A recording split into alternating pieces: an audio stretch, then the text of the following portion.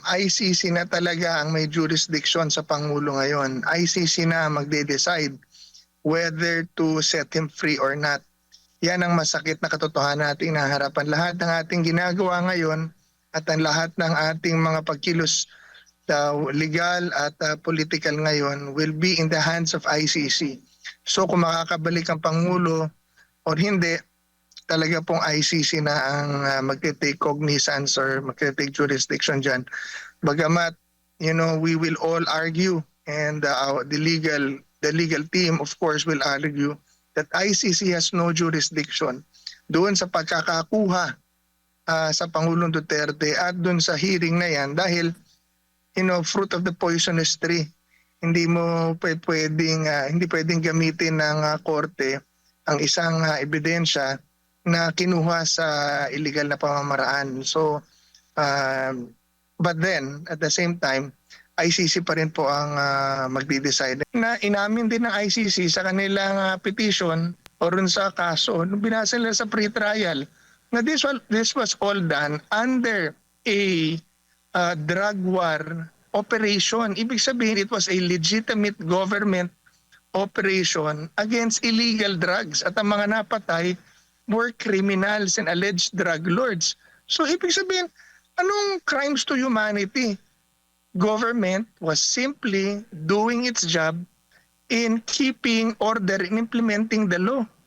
So wala, ICC na po mismo ang nagsabi noon. So sinabi niya na he was cooperating with the Interpol and not with the ICC. Tapos nakakita sa website ng ICC nga siya pala mismo ang sumulat allegedly sa ICC at sinabi na damputin nyo na si Pangulong ilabas nyo ng warrant of arrest ni Pangulong Duterte dahil pagka hindi nyo nilabas yan, pag alis ko rito hindi nyo na madadampot yan. That is lying to the Filipino. He betrayed us, and patong-patong na akong pagkakamali. Hunger for power. It will divide the nation. Po. Dahil nabanggit nyo na rin po na illegal yung pagkaka-aresto at maging ang OSG nga ay hindi nga kinikilala yung hindi dinipensahan yung gobyerno sa pag-aresto kay dating Pangulong Rodrigo Duterte. Sumasang-ayon kayo doon sa sinasabi po ng dating BP Presidente Sara Duterte na parang kidnapping dahil illegal sa pilitan. Hindi nga nakabatay sa batas yung pag-aresto dito kay dating Pangulong Duterte. Opo, yung sa layman's term, kidnapping talaga po ang nangyari. He was forcibly taken. Kita natin na hindi sila pumapayag pero pinilit at kinidnap para maintindihan ng lahat. Parang kinidnap ang ating Pangulo at dinala sa higin. Kung kaya lang gawin sa Pangulong Duterte yan, kaya nilang gawin kahit kanino yan. Ganyan nila tinatapakan, niyuyurakan at binastos ang buong Pilipinas, ang lahat ng Pilipino. Dahil ang kanilang ginawa ay ginawa nila sa lahat ng Pilipino. Kaya marami ho nagdadalamhati ngayon. Ginawa rin nila yan kay Pastor Kibuloy. Ginawa rin nila sa Pangulong Duterte at gagawin din nila sa atin yan.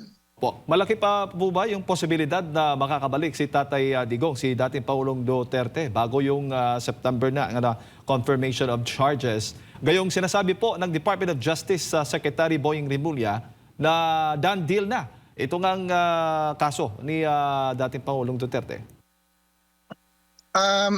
Sa totoo, ICC na talaga ang may jurisdiction sa Pangulo ngayon. ICC na magde-decide whether to set him free or not. Yan ang masakit na katotohanan nating naharapan. Lahat ng ating ginagawa ngayon at ang lahat ng ating mga pagkilos legal at political ngayon will be in the hands of ICC. So kung makakabalik ang Pangulo or hindi, talaga pong ICC na ang magte-take cognizance or magte-take jurisdiction dyan. Bagamat, we will all argue and the legal team of course will argue that ICC has no jurisdiction doon sa pagkakakuha sa Pangulong Duterte at doon sa hearing na yan dahil fruit of the poisonous tree. Hindi pwedeng gamitin ng korte ang isang ebidensya na kinuha sa illegal na pamamaraan. So, but then, at the same time, ICC pa rin po ang magde-decide, and we need to pray for God to make a miracle na, ICC decides and quickly decides na wala kaming jurisdiction sa kay Rodrigo Duterte dahil unang-una mali ang illegal ang pagkaka-aresto sa kanya. Pangalawa, wala na talagang bagamat yung mga kasong isinampa sa kanya rito o dun sa kanila ay noong may member pa ang Pilipinas ng ICC, pero paano mag-take jurisdiction ng ICC ngayon na hindi na siya miyembro. Yan po ay isang Rome Statute na ipinipilit ng mga Romano Katoliko ipasunod sa buong mundo, na pinatutupad po nila yan sa mga anong tawag nito, yung mga African nation, mga Muslim states, na doon tayo inilinya. Hindi naman tayo ganun eh. Una-una, mayroong functioning court dito eh. Paliwanag ko tatlo na ang presidente na nakakasuhan dito at nakukulong. Si President Erap, si President GMA, si President Duterte.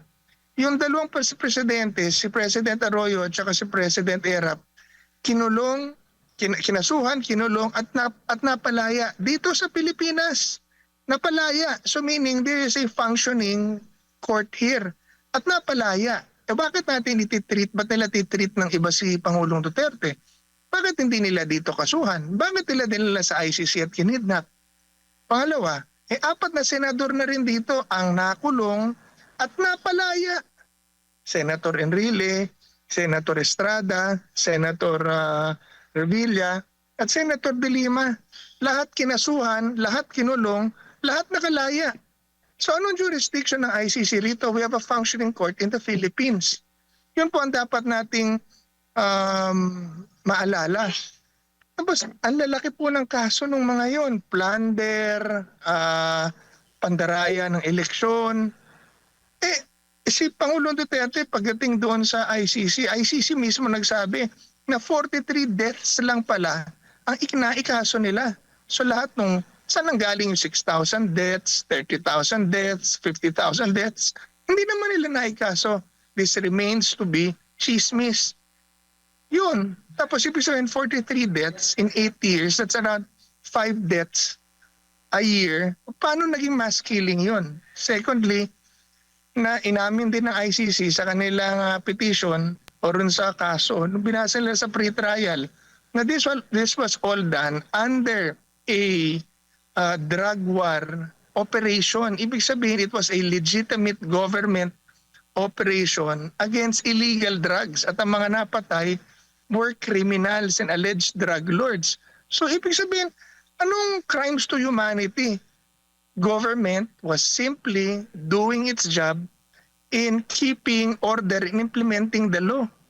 So wala, ICC na po mismo ang nagsabi noon. So how can it qualify for mass killing? Kailangan pag mass killing, dapat marami talaga yon. 43 eh. So ibig sabihin, dito lang talaga kinakasuhan yun. And thirdly, sinabi rin ng ICC ron sa kaso isinampa nila na ang kaso ni Pangulong Duterte is he is the co-perpetrator. Paano siya ba't siya napunta ron? Co-perpetrator pala siya. Hindi pa pala siya ang mastermind. Sa kaso na nila yon, sa sarili nilang kaso. So I think the ICC should have and could have dismissed it right there and then. And then inallege pa ni E.S. Medaldea that the president was kidnapped, taken forcibly. Ibig sabihin, hindi sinunod yung batas. Ayon sa batas at rules ng ICC, yun ang dapat na sinusunod, yung batas din ng ating bayan. So these are all patong-patong na injustices na nangyayari sa atin ngayon, nakikita ng buong mundo. Kaya dapat talaga mga Pilipino ay patuloy na kumilos at bumawi para sa bansa at para sa Pangulong Duterte. We really have to demand that the president be brought home, at managot at umalis na sa pwesto yung mga opisyal na nagplano nito. Yung mga tao all over the world shouting Bongbong resign, hindi ko sila masisi. Tama at totoo ang sinasabi nila. Dahil kung ganyan ang Pangulo na ibinibenta ang kapwa Pilipino o sa banyaga, talagang kataksilan yan. Tapos sinabi niya na he was cooperating with the Interpol and not with the ICC. Tapos nakakita sa website ng ICC nga siya pala mismo ang sumulat allegedly sa ICC at sinabi na damputin niyo na si Pangulong ilabas niyo ng warrant of arrest ni Pangulong Duterte dahil pagka hindi niyo nilabas yan, pag alis ko rito hindi niyo na madadampot yan. That is lying to the Filipino. He betrayed us, and patong-patong na pagkakamali ang ginagawa. Tapos samantalang simple lang naman ang hinihingi ng Pilipino, isang mapayapa at matinong gobyerno at mapayapang pamayanan, walang krimen, itigil ang nakawan. Yun lang naman ang hinihingi